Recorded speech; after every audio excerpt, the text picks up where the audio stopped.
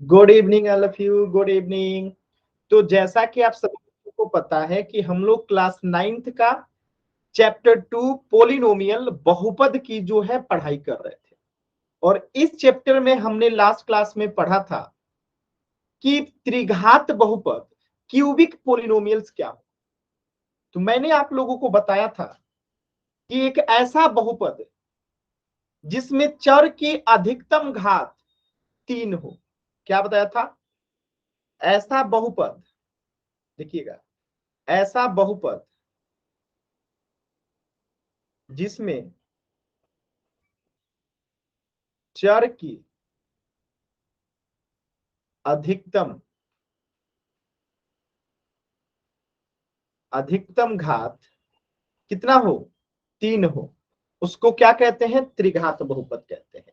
Example देखिए, जैसे 3x³ + 4xy - 3, ये क्या है? त्रिघात बहुपद। क्यों है? क्योंकि यहाँ पे आप देख सकते हैं इसका मैक्सिमम घात कितना है? 3 है। अगर ऐसे ही और एग्जाम्पल्स देखो, जैसे 4y³ + 9x + 3, ये क्या है? त्रिघात बहुपद। क्यों? क्योंकि इसका मैक्सिमम पावर कितना है? 3 है। जैसे यहाँ पे और देखिए 4y + 6x + x³, ये क्या है?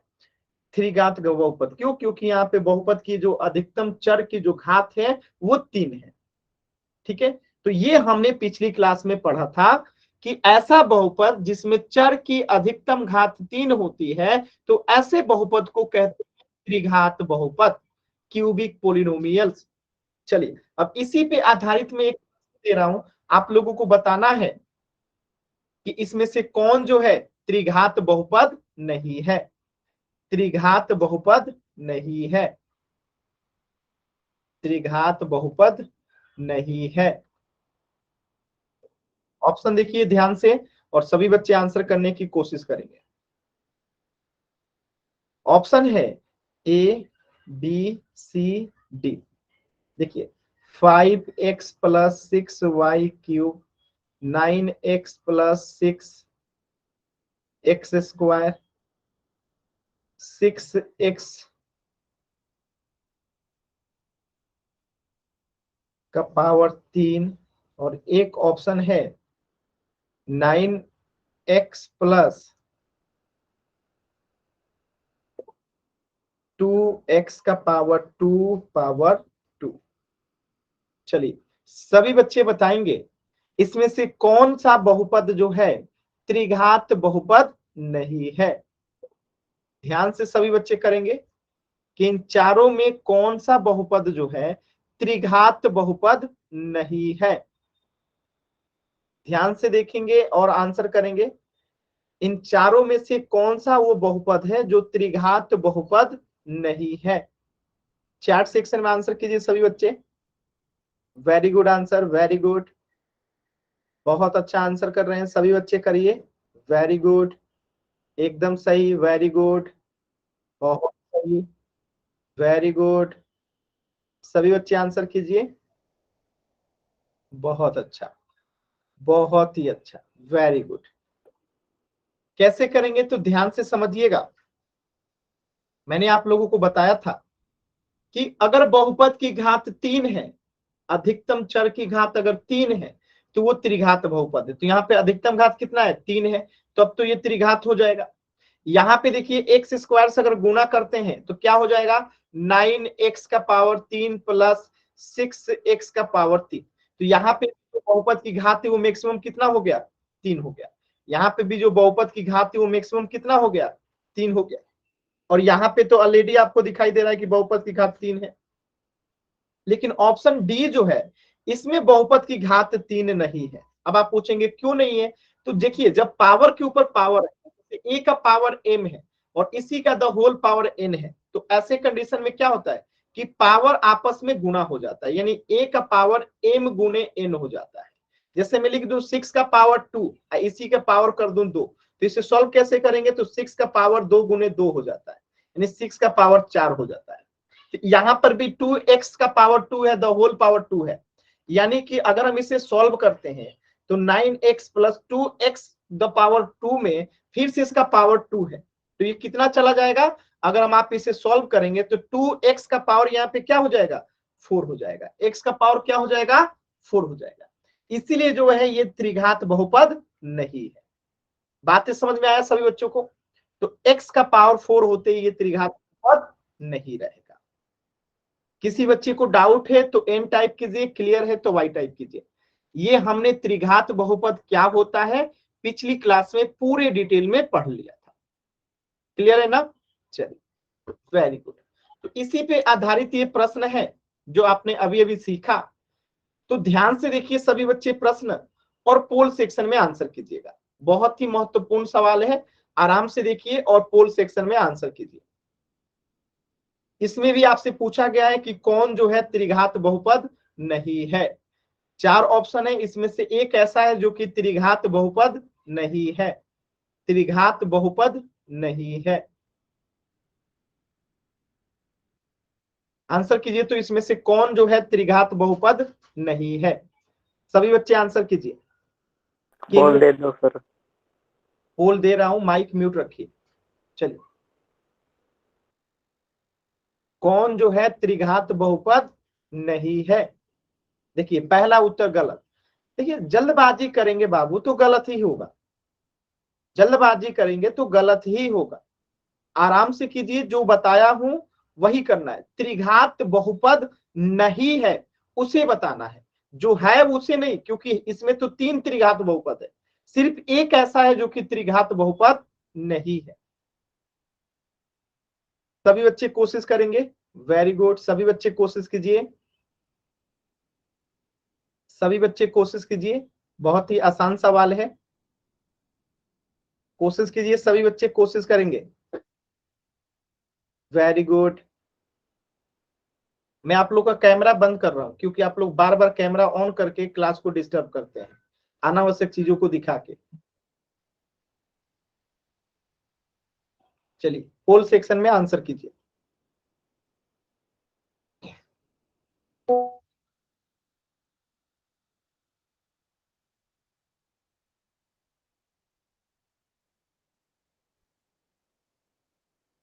आंसर कीजिए सभी बच्चे, लास्ट के 10 सेकेंड।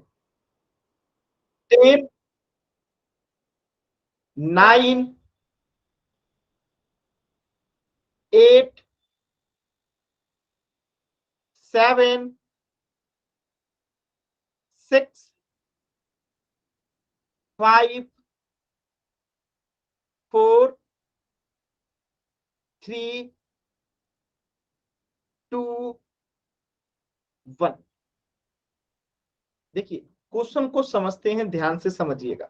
इसमें पूछा है कि कौन त्रिघात बहुपद नहीं है, तो यहाँ पे y का पावर 3 है, और जिस बहुपद की चर की घात मैक्सिमम 3 होती है वो त्रिघात बहुपद होता है। तो अगर y की घात यहाँ पे 3 है, यानी चर की मैक्सिमम घात 3 है, तो ये तो त्रिघात बहुपद है।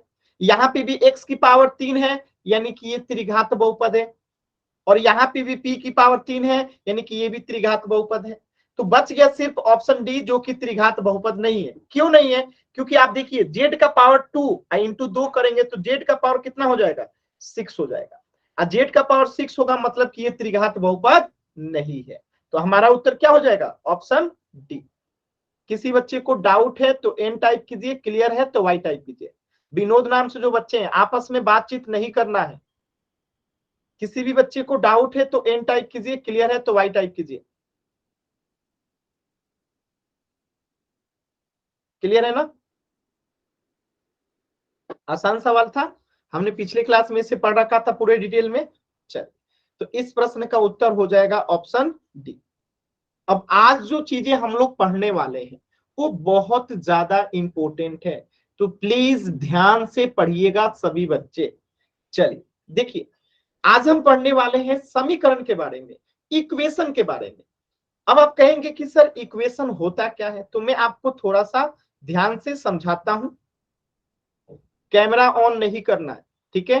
कैमरा ऑन करके पढ़ाई नहीं होती है, ध्यान रखिए इस बात को, ध्यान से देखिएगा। समीकरण, इक्वेशन क्या होता है ध्यान से समझिएगा। देखिए अगर मैं कहूं 5 + 6 = 11 होता है, ठीक है, तो आप कहेंगे कि जी सर होता है, ठीक है, तो इसे हम क्या कहेंगे व्यंजक कहेंगे। और ये कौन सा व्यंजक है?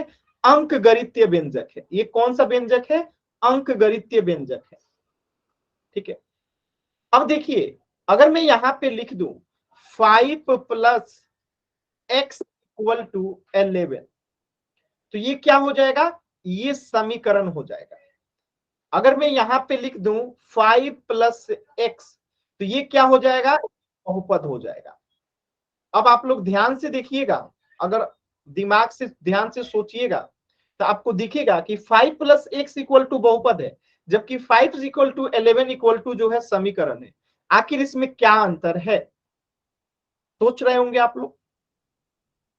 तो इसमें अंतर यह है कि जो बहुपद होता है उसमें इक्वल का साइन नहीं होता है, जबकि जो समीकरण होता है उसमें इक्वल का यानी बराबर का जो है, समान का जो है चिन्ह रहता है। ठीक है, क्लियर है सभी बच्चों को? देखिए जो आपस में बात कर रहे हैं करुणा निधान नाम से, जतिन नाम से, लकी नाम से, मैं आप लोग को क्लास से बाहर कर दूंगा, इस बात का ध्यान रखिएगा। अगर अब मैंने आप लोगों को देखा आपस में बात करते हुए तो मैं क्लास से बाहर कर दूंगा। तो प्लीज ऐसा कोई भी अनावश्यक चीजें आपस में बात मत कीजिए। ठीक है, इस बात का ध्यान रखिए। तो अभी आपने समझा कि समीकरण में जो होता है उसमें इक्वल का साइन होता है, ये बराबर का चिन्ह होता है, जबकि बहुपद में इक्वल का साइन नहीं होता है, कहीं भी दिखाई नहीं देगा। तो ये सबसे बड़ा अंतर है बहुपद में और समीकरण में। समीकरण में जब भी आएगा इक्वल का साइन आएगा, जबकि बहुपद में इक्वल का साइन नहीं आता है। तो ये समीकरण होता क्या है?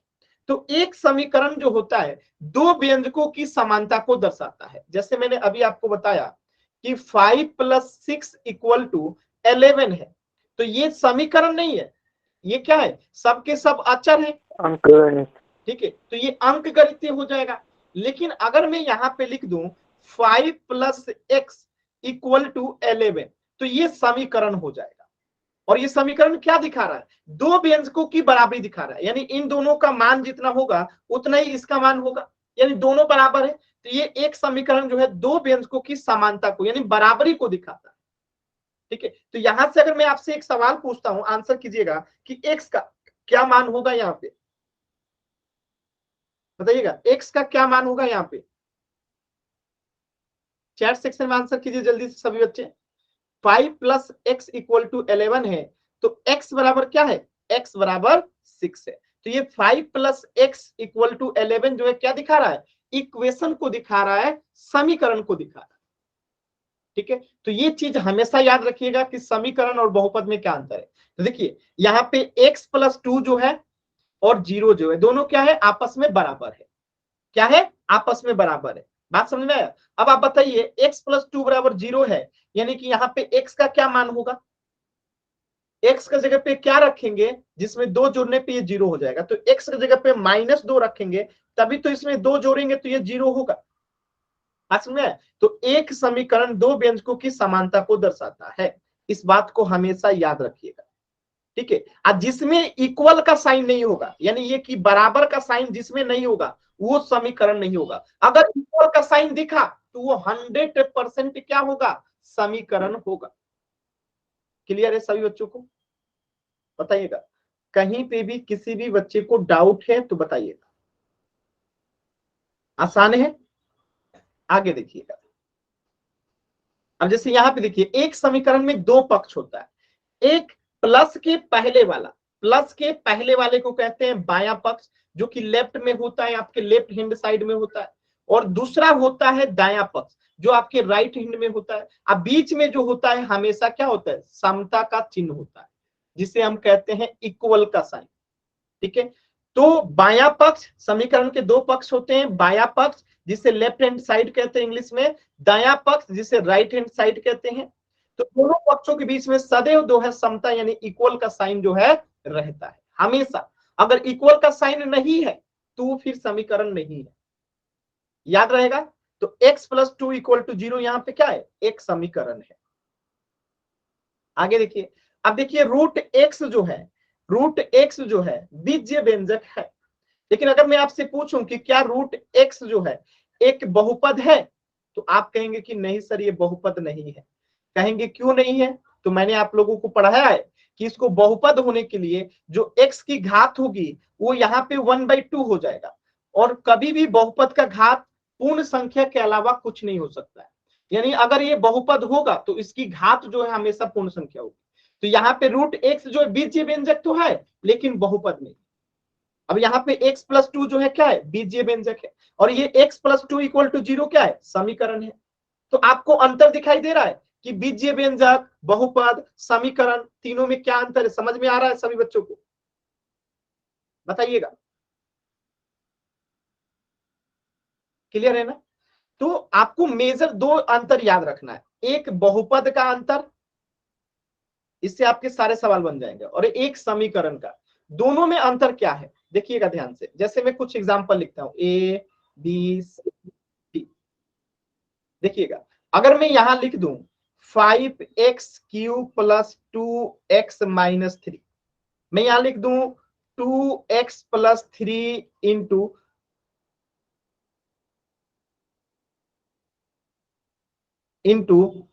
5x + 2, मैं यहां लिख दूं 6x² + 3, 9x - 1। ये सब जो है बहुपद है, ये सब जो बहुपद है, लेकिन इसमें से कोई समीकरण नहीं है। समीकरण के लिए क्या जरूरी है? आवाज नहीं आ रही। कि इक्वल का साइन रहना चाहिए। जैसे 5x³ + 2x - 3 = 0 हो जाए, या फिर 2x + 3 = 2 हो जाए, या फिर 5x + 2 = 1 हो जाए, या मैंने कुछ भी इक्वल का साइन रहना चाहिए। x + 2 = 10 हो जाए। बस ध्यान रखिएगा कि समीकरण में हमेशा इक्वल का साइन रहेगा, हमेशा इक्वल का साइन रहेगा, तभी उसे हम समीकरण कहेंगे। अगर इक्वल का साइन नहीं है तो फिर वो समीकरण नहीं होगा। बात समझ में आया? इक्वल का साइन नहीं है मतलब वो समीकरण नहीं है। अगर इक्वल का साइन दिखा तो वो हमेशा ही समीकरण होगा।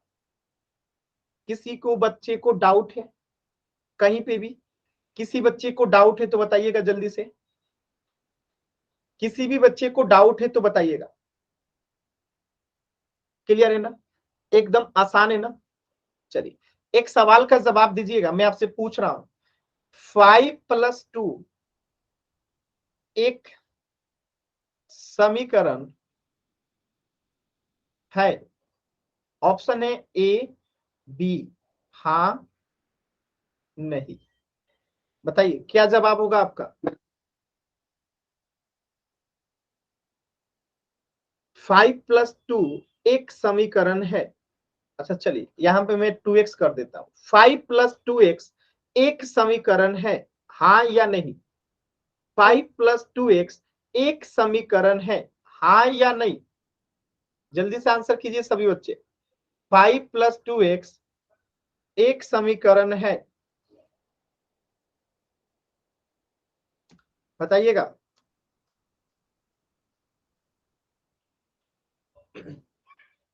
Very good answer. तो आप देख सकते हैं कि समीकरण के लिए इक्वल का साइन चाहिए, इसमें इक्वल का साइन नहीं है मतलब कि ये समीकरण नहीं है, ये समीकरण नहीं है। ये क्या है एक्चुअल में? ये जो है एक बहुपद है। क्या है? एक बहुपद है, समीकरण नहीं। अब एक अगला क्वेश्चन देखिएगा, अगर मैं लिख दूं यहाँ पे x + 2x = 0, या कुछ भी लिख दूं, या फिर 0 की जगह पे आप 5 कर दीजिए, कुछ भी हो सकता है, कोई भी एक संख्या लिख दीजिए, 5 लिख दीजिए, और मैं पूछूं एक समीकरण है,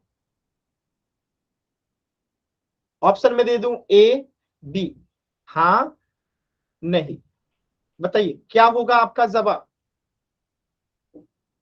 तो इक्वल का साइन दिखा तो वो समीकरण होगा। जैसे ही इक्वल का साइन दिखा वो समीकरण होगा। इक्वल का साइन है मतलब समीकरण है। आसानी न पहचानना। बहुपद और समीकरण में यही अंतर है कि इसमें इक्वल का साइन बहुपद में नहीं होता और समीकरण में इक्वल का साइन होता है। याद रखिएगा, इक्वल का साइन दिखा तो वो समीकरण होगा ही होगा, हमेशा होगा, कोई कंफ्यूजन नहीं। चलिए एक प्रश्न कीजिए तो सभी बच्चे। जैसे यहां पे लिखा गया है x + 2 = 4, क्या ये एक समीकरण है?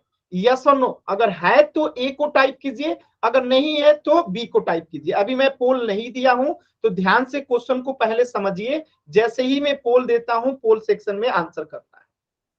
सभी बच्चे एकदम ध्यान से पोल सेक्शन में आंसर करेंगे कि क्या x + 2 = 4 ये समीकरण है, अगर है तो A, नहीं है तो B। सभी बच्चे आंसर कीजिएगा। ठीक है, सभी बच्चे आंसर कीजिएगा।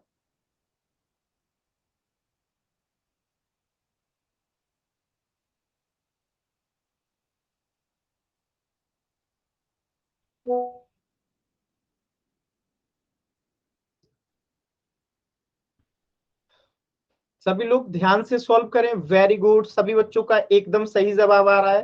वेरी गुड, एकदम सही जवाब। वेरी गुड, बहुत अच्छा, बहुत ही अच्छा, बहुत ही अच्छा। Very good. लास्ट के 10 सेकेंड हैं।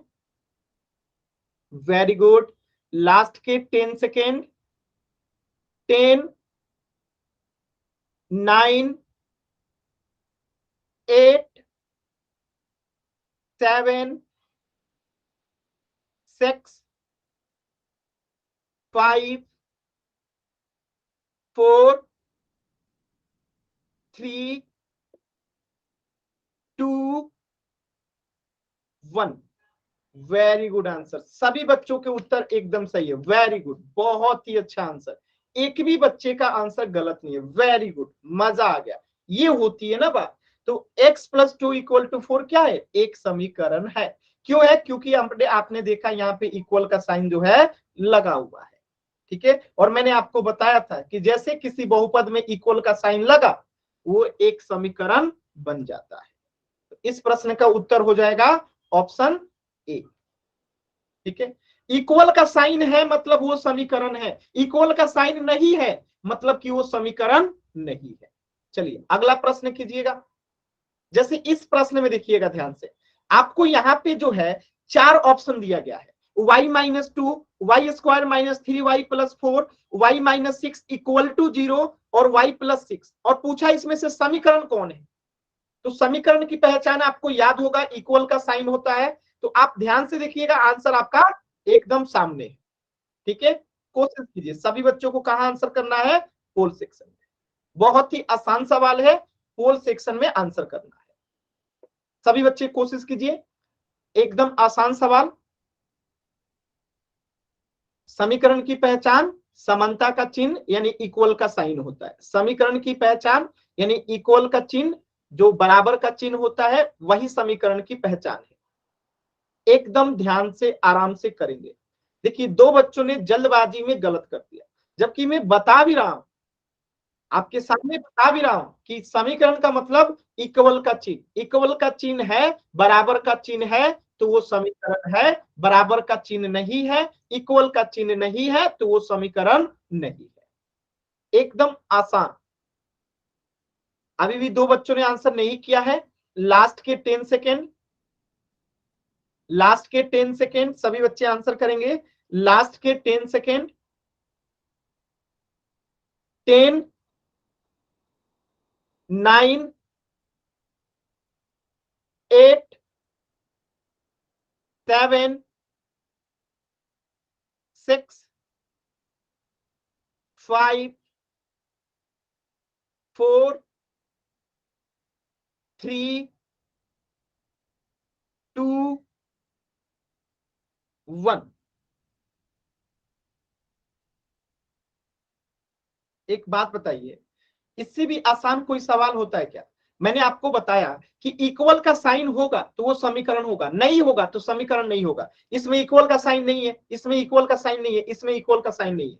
जब इक्वल का साइन नहीं है, बराबर का साइन नहीं है, तो वो समीकरण नहीं होगा। तो बचा सिर्फ ऑप्शन सी, इसमें इक्वल का साइन है इसलिए ये समीकरण है। बताइए, किसी बच्चे को डाउट है तो एन टाइप कीजिए, क्लियर है तो वाई टाइप कीजिए। मतलब इतना आसान सवाल था, आपको सिर्फ बराबर का चिन्ह देख लेना था कि बराबर का चिन्ह है तो समीकरण है, बराबर का चिन्ह नहीं है तो समीकरण नहीं। ठीक है, एकदम आसान सवाल था। अच्छा सोचिए, मैं अगर इसी को ऐसे बोल दूं, अब ऑप्शन में बदल रहा हूं, क्वेश्चन वही है, ऑप्शन बदल देता हूं, ध्यान से देखिएगा। ऑप्शन में बदल रहा हूं, y-2, y² - 3y + 4 equal to, equal to मत कीजिए। ठीक है, 5x + 3 बराबर 10y and 5x³ + 4।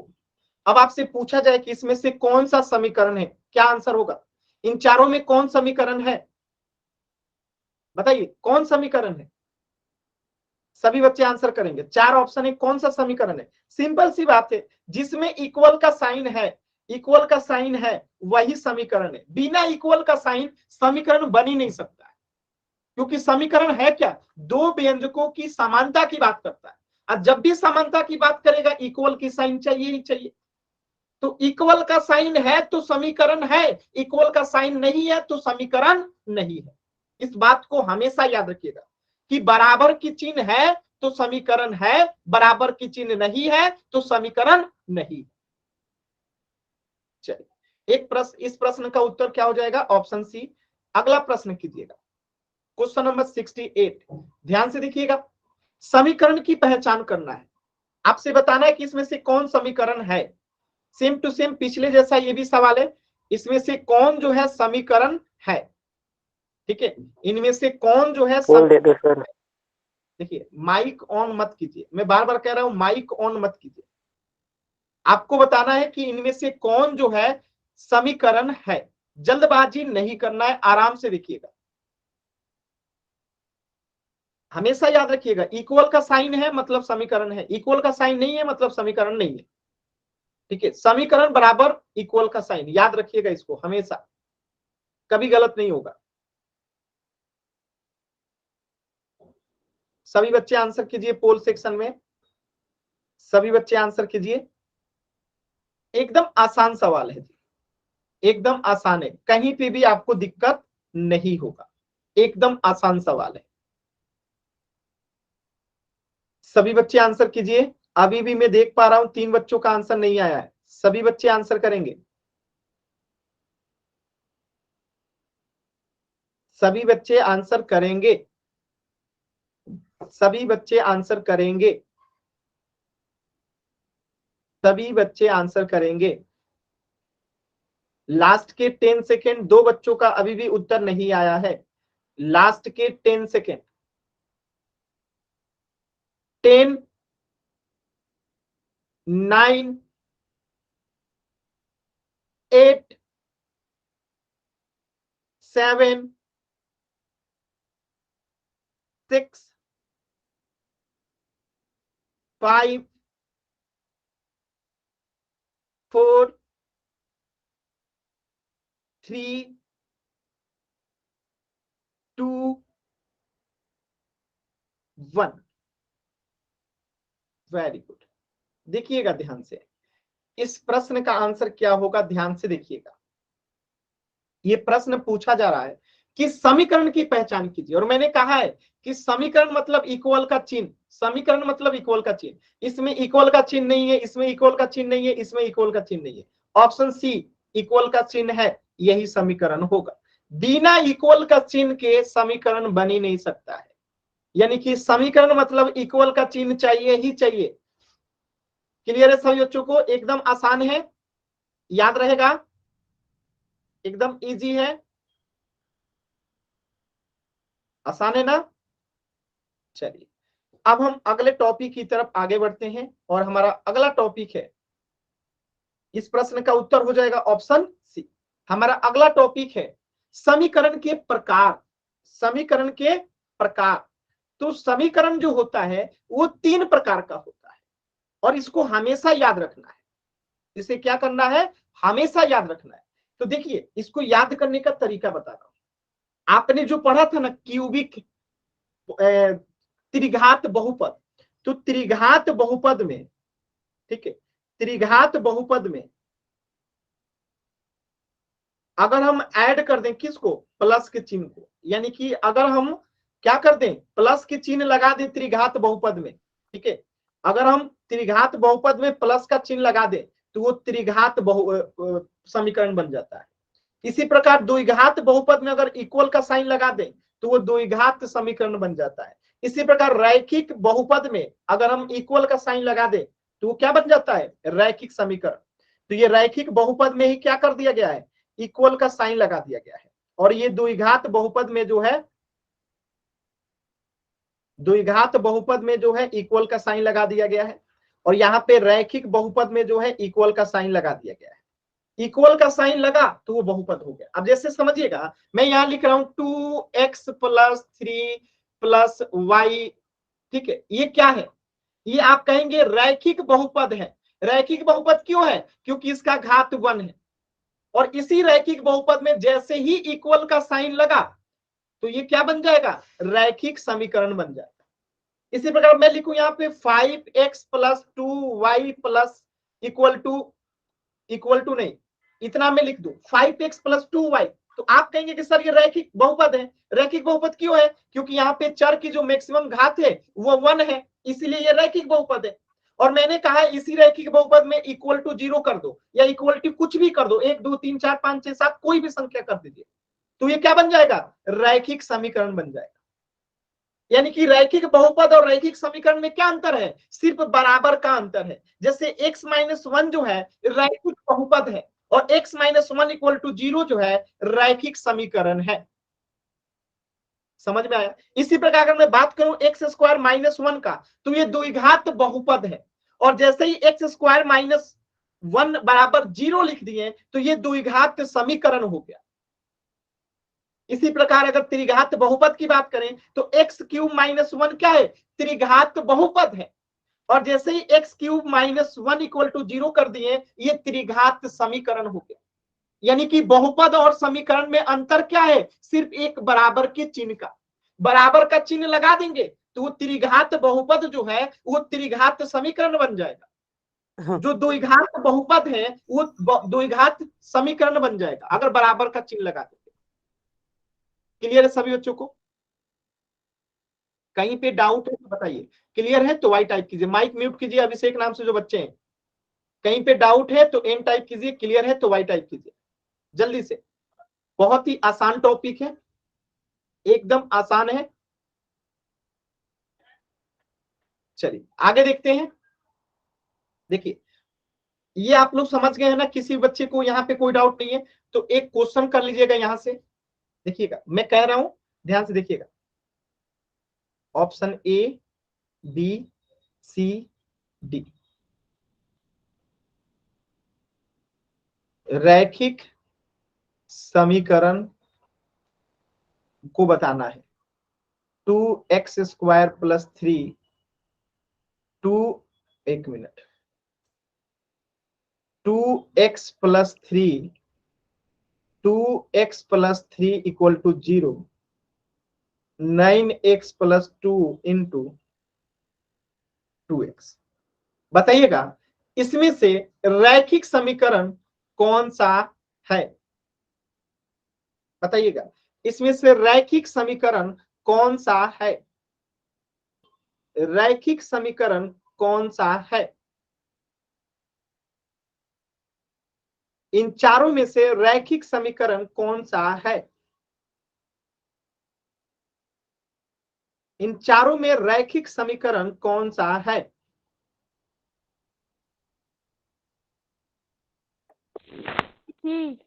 Mic on करके नहीं बोलना है, चैट सेक्शन में बोलिए। चैट सेक्शन में आंसर करना है सभी बच्चों को, चैट सेक्शन में आंसर कीजिए। देखिए माइक ऑन करके नहीं बोलना है, मैं बार बार कह रहा हूं माइक ऑन करके नहीं बोलना है, ठीक है? माइक ऑन नहीं करना है। चल देखिएगा ध्यान से, रैखिक समीकरण के लिए जरूरी है क्या कि पहले तो वो रैखिक बहुपद होना चाहिए, और रैखिक बहुपद में क्या होना चाहिए? इक्वल का साइन लगा होना चाहिए, ठीक है? यानी कि रैखिक समीकरण के लिए क्या जरूरी है? रैखिक बहुपद बराबर होना चाहिए। तो 2x² + 3 है, क्या ये रैखिक बहुपद है? नहीं है। क्यों? क्योंकि इसका पावर 2 है, और जिसका पावर 2 होता है वो द्विघात बहुपद होता है, रैखिक बहुपद नहीं होता है। यहाँ पे भी इसका पावर 2 है तो ये क्या है?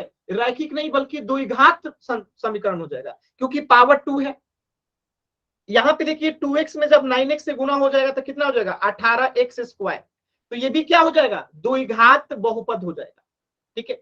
तो ये द्विघात समीकरण हो जाएगा। जबकि 2x + 3 ये जो है क्या है? रैखिक बहुपद है, इसी में इक्वल का साइन लग गया है तो रैखिक समीकरण है, तो सी होगा। ठीक है, तो रैखिक समीकरण यहाँ पे क्या होगा, ऑप्शन सी। ऑप्शन ए क्यों नहीं होगा, क्योंकि यहाँ पे जो है पहली बात की बहुपद है, समीकरण तो है नहीं। 2x² + 3 क्या है, बहुपद है, समीकरण है ही नहीं, क्योंकि इक्वल का साइन नहीं है तो समीकरण होगा नहीं। अगर बात करें ऑप्शन बी का, 2x² + 3 = 0, अब तो इक्वल भी लगा है, फिर भी समीकरण क्यों नहीं है, क्योंकि ये द्विघात समीकरण है, रैखिक समीकरण नहीं है। रैखिक के लिए पावर हमेशा 1 चाहिए। ठीक है, रैखिक समीकरण के लिए पावर यानी घात जो होता है वो हमेशा 1 होना चाहिए। ठीक है, एक दूसरा क्वेश्चन कीजिएगा।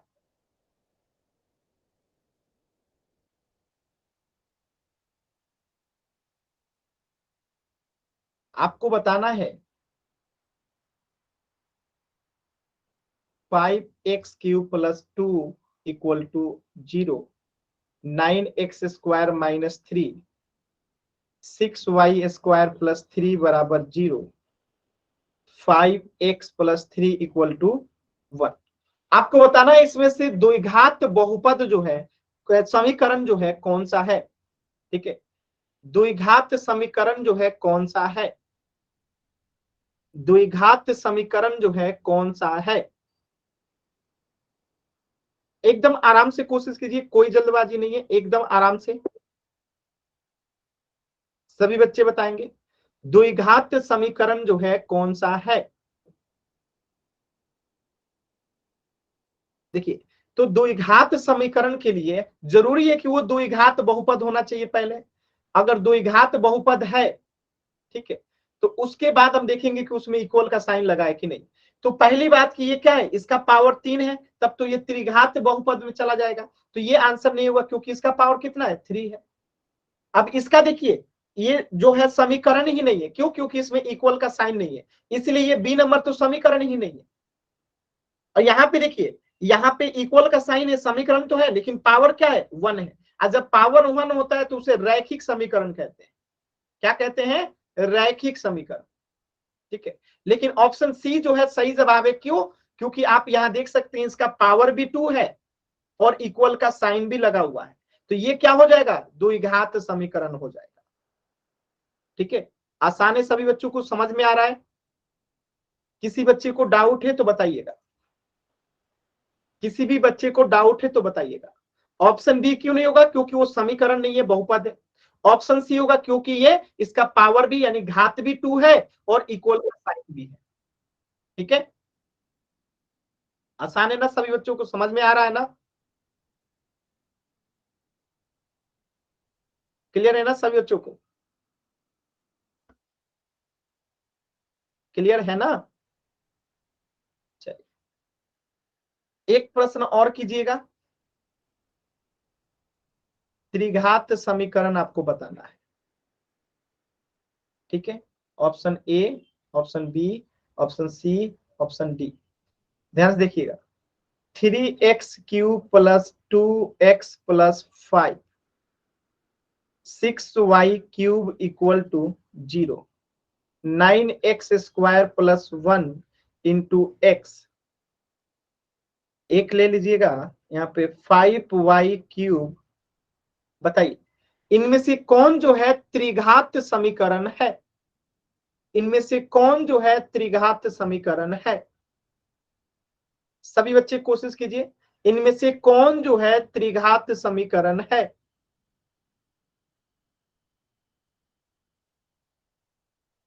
बताइए बताइए सभी बच्चे बताइए। वेरी गुड, एकदम सही जवाब आप लोग का आ रहा है, सभी बच्चों का आंसर आना चाहिए, सभी बच्चों के आंसर आने चाहिए।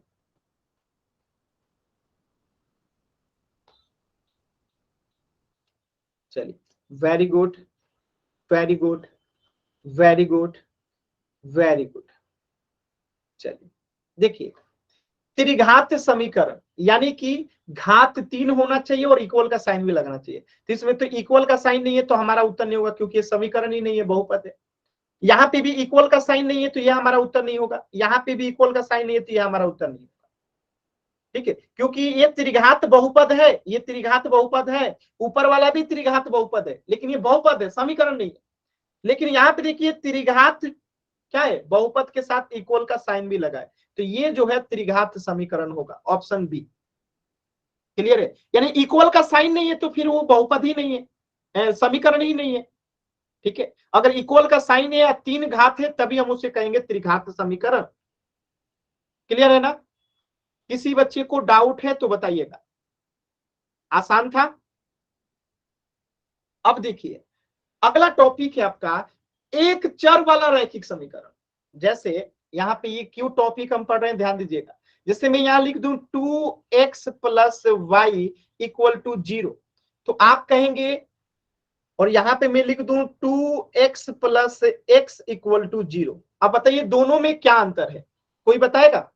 कोई भी बच्चा बताना चाहता है माइक ऑन करके बता सकता है कि दोनों में क्या अंतर है। दोनों में अंतर यह है कि इसमें जो है सिर्फ एक चर है। कौन सा? x। और सॉरी इसमें जो है दो चर है।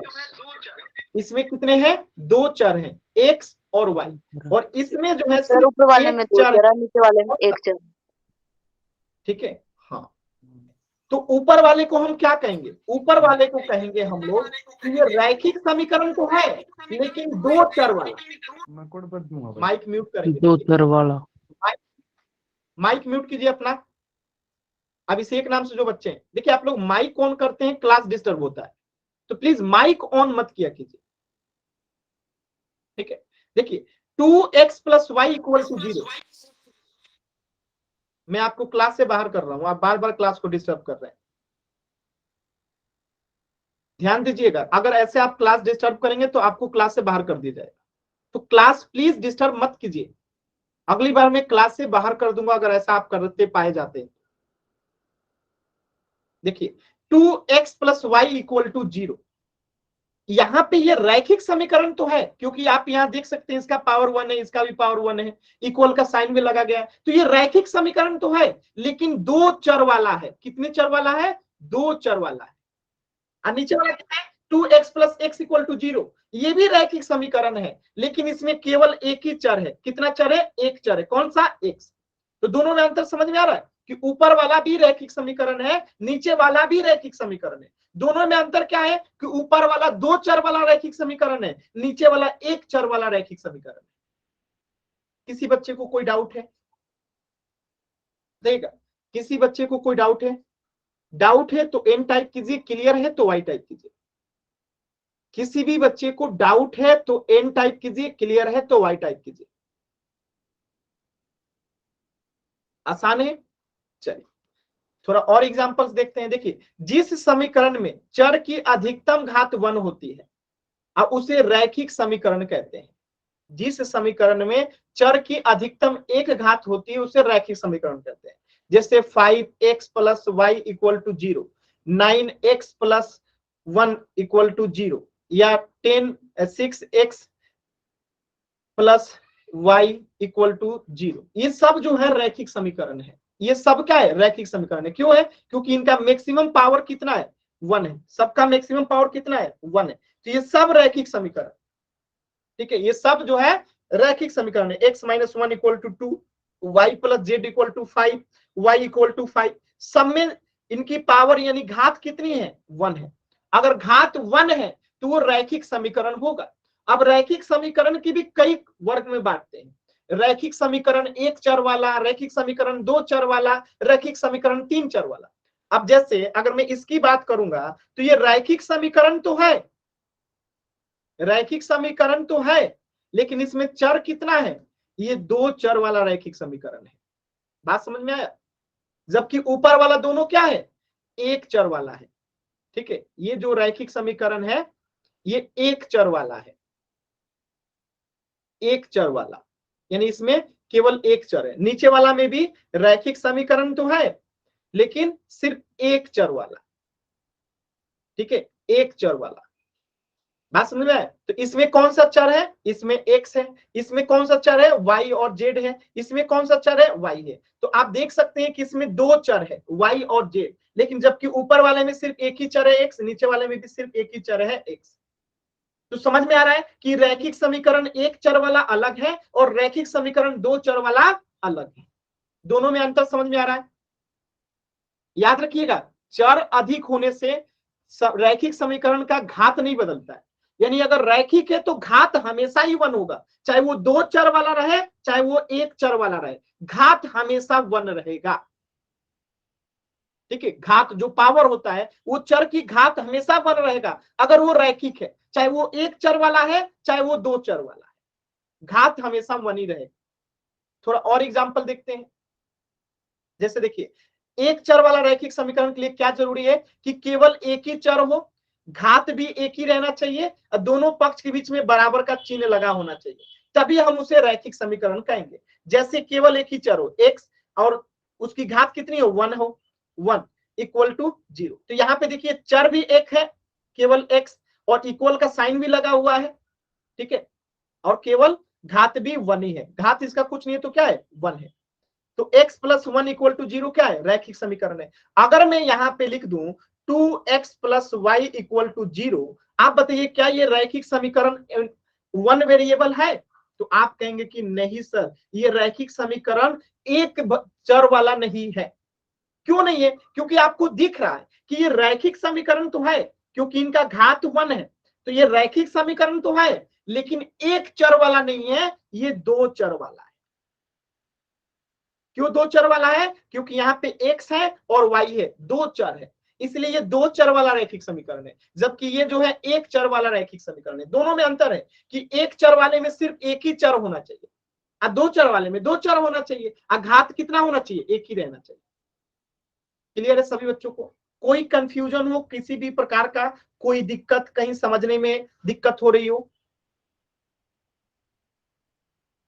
बताइएगा, किसी भी बच्चे को डाउट है तो बताइएगा। चलिए एक प्रश्न करते हैं यहां से, ठीक है। अब देखिएगा x माइनस 1 इक्वल टू 2, बताइएगा सभी बच्चे क्या ये रैखिक समीकरण है, यस और नो? 1 वेरिएबल में एक चर वाला रैखिक समीकरण है, यस और no? Question number 1, x minus 1 equal to 2, क्या ये एक चर वाला रैखिक समीकरण है, यस और नो? चलिए एकदम सही जवाब है आप लोगों का यस। क्यों? क्योंकि आपको दिख रहा है इसमें चर भी एक है, घात भी एक है और इक्वल का साइन भी लगा हुआ है। 3 चीजें देखना रहता है कि चर कितने हैं, घात कितना है, इक्वल का साइन है कि नहीं है। तो इसमें इक्वल का साइन भी है, घात भी 1 है, चर भी 1 है, तो ये एक चर वाला रैखिक समीकरण है। ठीक है, अब देखिए इसको देखिए 3y माइनस 3 बराबर y प्लस 7, क्या ये एक चर वाला रैखिक समीकरण है, यस और नो? क्वेश्चन नंबर 2 देखिए 2y minus 3 equal to Y plus 7, क्या ये एक चर वाला रैखिक समीकरण है, यस और नो?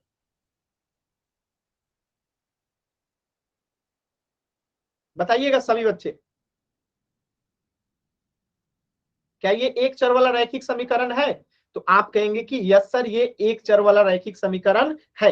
क्यों है? क्योंकि देखिए केवल y है, केवल y है, यानी एक ही चर है, इनका घात भी क्या है 1 ही है और इक्वल का साइन भी लगा हुआ है। इक्वल का साइन भी है, घात भी 1 है और सिर्फ एक ही चर है y, तो इसलिए ये एक चर वाला रैखिक समीकरण है। दोनों ही एक चर वाला रैखिक समीकरण है।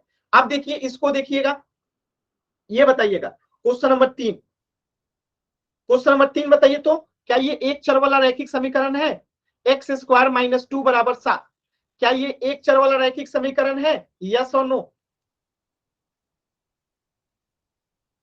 सभी बच्चे बताएंगे यस और नो। क्या ये एक चर वाला रैखिक समीकरण है?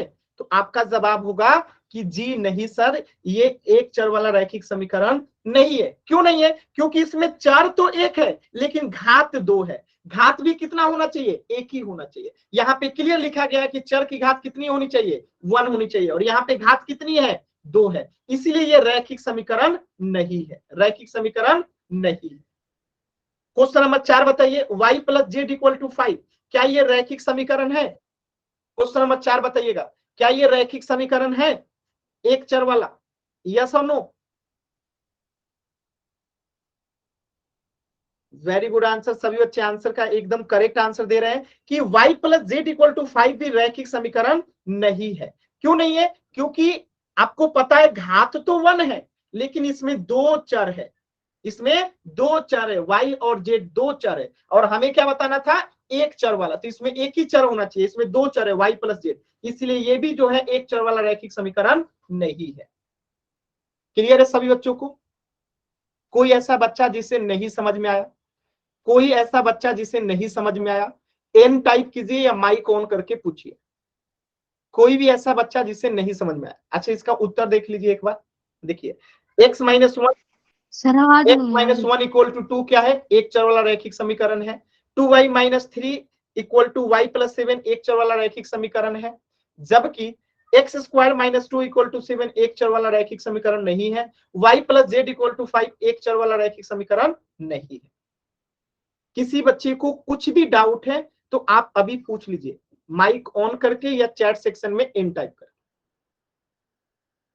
किसी भी बच्चे को कुछ भी डाउट है आप अभी पूछ लीजिए, माइक ऑन करके या फिर चैट सेक्शन में इन टाइप करके। ठीक है, तो इससे आगे पढ़ेंगे हम लोग नेक्स्ट क्लास में।